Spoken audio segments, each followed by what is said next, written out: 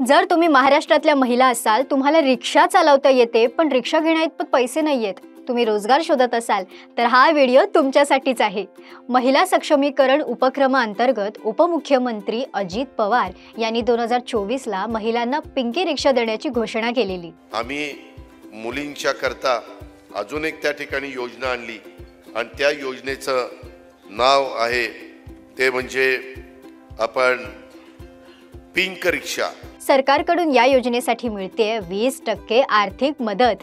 लाडक्या बहिणींनीही लगोलग अर्ज केलेले आहेत आणि या एप्रिल महिन्यात पिंकी रिक्षाचा पहिला वितरण सोहळा नागपूर आणि पुण्यात झालाय।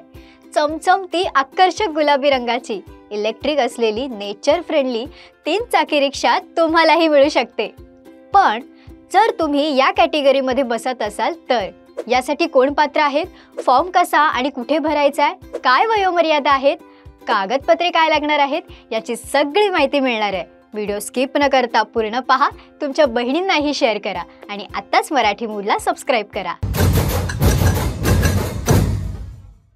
नमस्कार, मी कादंबरी। मूड फ्रेश करणाऱ्या मराठी मूडमध्ये आपलं स्वागत। महिलांच्या सक्षमीकरणासाठी महाराष्ट्र सरकारने पिंक ई रिक्षा योजना आणली। या योजनेअंतर्गत महाराष्ट्रातील 7 शहरात ही योजना राबवली जाईल आणि 5000 रिक्षा वितरण होतील, अशी घोषणा उपमुख्यमंत्री अजित पवार यांनी केली होती।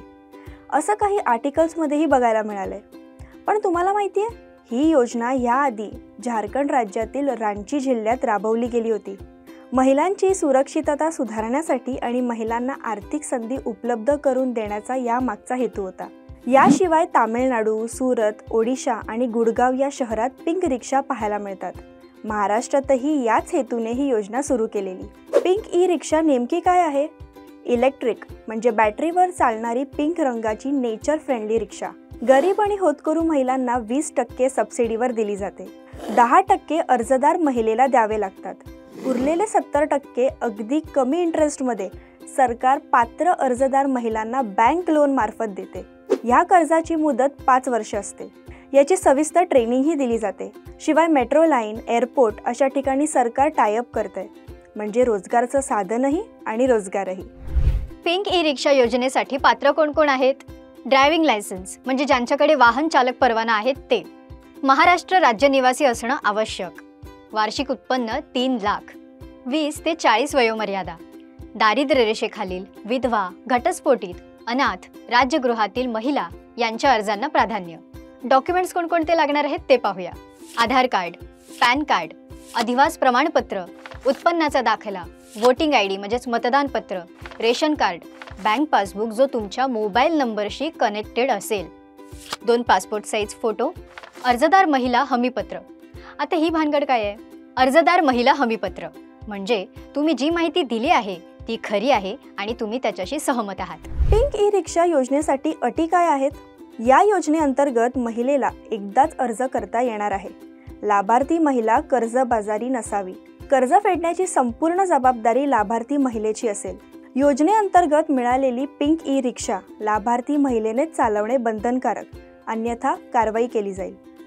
योजनेअंतर्गत मिळालेल्या पिंक ई रिक्षाची देखरेख आणि जबाबदारी संपूर्ण लाभार्थी महिलेची असेल। त्यासाठी अतिरिक्त रक्कम दिली जाणार नाही। पिंक ई रिक्षा योजनेसाठी अर्ज कुठे भरायचा? सरकारने राबवलेल्या सगळ्या योजना या फार तर ऑनलाईन असतात, तर काही अंशीय ऑफलाईन आहेत। या योजनेकरता अर्ज तुम्हाला ऑफलाईन भरायचा आहे, जो तुम्ही तुमच्या जवळच्या महिला व बाल विकास विभाग कार्यालयात जाऊन भरू शकता। पिंक ई रिक्षा योजनेत पहिल्या टप्प्यात 17 शहरांमध्ये 5000 महिला लाभार्थींना रिक्षा वितरित करण्याचा निर्णय आहे, ज्यात मुंबई उपनगर, ठाणे, पुणे, नाशिक, नागपूर, कल्याण, अहमदनगर, नवी मुंबई, पिंपरी चिंचवड, पनवेल, अमरावती, छत्रपती संभाजीनगर, डोंबिवली, वसई विरार, कोल्हापूर आणि सोलापूर यांचा समावेश आहे, ज्याची सुरुवातही झालेली आहे। एप्रिल महिन्यात पुण्यात आणि नागपूरमध्ये पिंकी रिक्षाच्या वितरणाचा पहिला टप्पा पार पडलाय। तुम्हीही इच्छुक असाल तर आत्ताच जाऊन तुमच्या जवळच्या महिला व बालविकास विभाग कार्यालयात जाऊन अर्ज भरा। शिवाय तुमच्या ओळखीतल्या गरजू महिलांपर्यंत हा व्हिडिओ नक्की पोहोचवा। कोणत्याही फसव्या ऑनलाईन वेबसाईटला बळी पडू नका। आमच्या रिसर्च दरम्यान आम्ही काही गोष्टी अनुभवल्या। या योजनेबद्दल ऑनलाईन पोर्टल्स उपलब्ध नाहीयेत। आश्चर्य म्हणजे या योजनेला जवळजवळ वर्ष होत आलं तरी पारदर्शक इन्फॉर्मेशन सरकारच्या कोणत्याच ऑफिशियल वेबसाईटवर नाहीये. खात्री आहे लवकरच याविषयीची माहिती ऑनलाईन स्वरूपात उपलब्ध केली जाईल. पण सुरुवातीला सांगितलं तसं नागपूर, पुणे आणि नाशिकसह पिंक ई रिक्षा वाटप सुरू झालेलं आहे. पूर्वी स्त्रिया घरातली कामं करून मुलांना सांभाळायच्या. आहे ती परिस्थिती स्वीकारत कसं तरी संसाराचा गाडा हाकायच्या. पण आता त्या स्वकर्तृत्वावर आपलं भविष्य घडवतायत. तुमच्या ओळखीमधल्या होतकरू आणि गरजू महिलांपर्यंत हा व्हिडिओ नक्की पोहोचवा. न जाणो तुमच्या एका शेअरने त्यांचं आयुष्य बदलेल. पण आम्हाला यावर काही प्रश्न पडलेले आहेत. रिक्षा चालवणं ही महिला एम्पॉवरमेंट आहे का? 10% भरून 70%च लोन काढायचंय तर त्यांना कौशल्य विकास का नाही? गावी वीज नेहमीच जात असते. अशा वेळी ही इलेक्ट्रिक गाडी चालेल का? गावातील महिलांसाठी ही योजना किती सुरक्षित आहे? महिलांना 10% भरून 70% लोन काढायचंय आणि सरकार फक्त 20% मदत देणार आहे.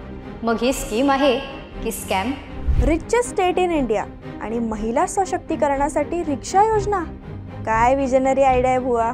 स्कीमचा गुलाबी रंग पक्षाला देताय की स्कीमच्या रंगावरून पक्ष गुलाबी करताय की गुलाबी रंगाच्या स्कीमवरून स्कॅम करताय? हे असे आम्हाला काही पडलेले प्रश्न. व्हिडिओ लाईक करा, तसंच मराठी मूडच्या इंस्टाग्राम आणि फेसबुक पेजलाही नक्की फॉलो करा. जय हिंद, जय महाराष्ट्र.